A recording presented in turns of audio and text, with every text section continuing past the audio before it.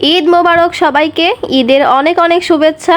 আমি তো ভাবছিলাম এবার ঈদে হয়তো আমি মজা করতেই পারবো না, একদম অসুস্থই হয়ে পড়বো, কিন্তু ঈদের দিন সকালে আমার শরীরটা বেশ ভালোই লাগতেছে। সো হে গাইস, আসসালামু আলাইকুম, কেমন আছো তোমরা সবাই? ঈদের দিন সকালে বেশ ভালোই লাগতেছে, তাই আর কি উঠে একটুখানি সাজুগুজু করলাম। আম্মু সকালে রান্না করছে সেমাই, পাস্তা এগুলা। আম্মুর শরীরটাও বেশ খারাপ, আম্মুর গায়ে হালকা হালকা জ্বরও আসছে। এই গত 3 দিনে আমি প্রচুর পরিমাণে অসুস্থ হয়ে পড়ছিলাম, সেই তুলনায় আজকে বেশ ভালোই সুস্থ আছি। এরই মধ্যে আমাদের আন্টিরা খিচুড়ি রান্না করছে, সেটা দিয়ে গেল খিচুড়ি, মাংস, সেমাই সবকিছু। যদিও আমার মুখে সবকিছুই তিতা লাগতেছে, এজন্য আমি কিছুই খেতে পারতেছি না। সকালে একটুখানি সেমাই আর পাস্তা নিছিলাম, তবে সেটাও খেতে পারিনি। দুপুরের খাবারে ছিল সাদা ভাত, বেগুন ভাজি, রোস্ট আর ডাল।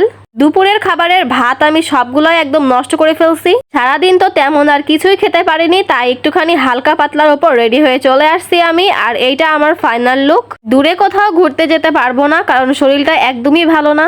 সারাদিন যেহেতু কিছুই খেতে পারিনি, তাই আর কি মাথাটাও ঘুরতেছে বারবার।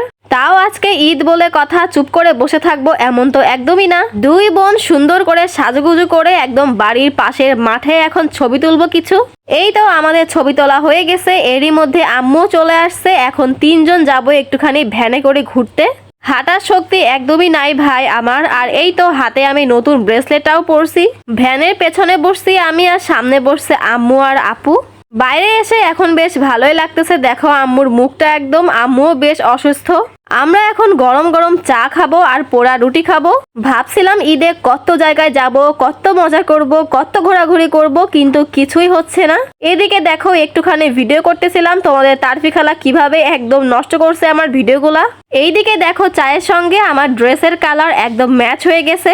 গরম গরম চা খেয়েও বেশ ভালোই লাগতেছে একদম। তখনই ইচ্ছা করলো একটুখানি পটেটো চিপস খেতে, তাই আর কি তোমাদের তারফি খালা আমার জন্য কিনে আনছে একটা চিপস। সারাদিনে এই চিপসটাই আমি ভালো মতো খেতে পারছি। তো তারপরে উঠে পড়ছি আমরা আবারও ভ্যানে। যদিও ঝাঁকির ঠেলায় ভিডিওটা একদম নড়ে চড়ে অস্থির হয়ে গেছে। তারপর আমরা দাঁড়াইছি এখন ফুচকার দোকানে। এখন তো আমাদের তারফি খালা খাবে ফুচকা আর আম্মু খাবে চটপটি। আমি তো দুইটার একটাও খেতে পারিনি, কারণ দুইটার ভিতরেই ডিম আছে, এজন্য আমার কেমন জানি লাগতেছে। তারপর এখান থেকে খাওয়া দাওয়া শেষ করে আমরা এখন কিনলাম চিপস আর কোক। এখন যাচ্ছি আমার আম্মুর ছোট্ট একটা স্টুডেন্টের বাসায়। পিচিটা অনেকবারই বলছে যে ম্যাডাম আপনি কিন্তু আমাদের বাসায় অবশ্যই আসবেন, তাই এই তো চলে আসলাম এখন ওদের বাড়িতে। ও বেচারি ঘুমিয়েছিল, তবে ম্যাডামকে দেখে একদম উঠে পড়ছে একদম লাফ দিয়ে। দেখো ওর ছোট ছোট হাতে কি সুন্দর করে মেহেদি দিছে, আর সুন্দর সুন্দর চুড়ি পরে আছে দেখো হাতে, দেখেই তো কিউট লাগতেছে মাশাআল্লাহ। আপু এখন আমাদেরকে একদম জোর করে বসায় দিল খাবারের টেবিলে। এখন আম্মু খাচ্ছে গরুর মাংস আর ভাত। আমি তো ভাত খেতেই পারবো না, তাই আর কি আমাকে এতগুলো মাংস দিছে, যদিও আমি মাত্র 1 পিসই খেতে পারছি। তো এই ছিল আমার সারাদিনের ঈদের ব্লগ। কেমন লাগলো অবশ্যই বলবা। সবাই ভালো থাকো, আল্লাহ হাফেজ।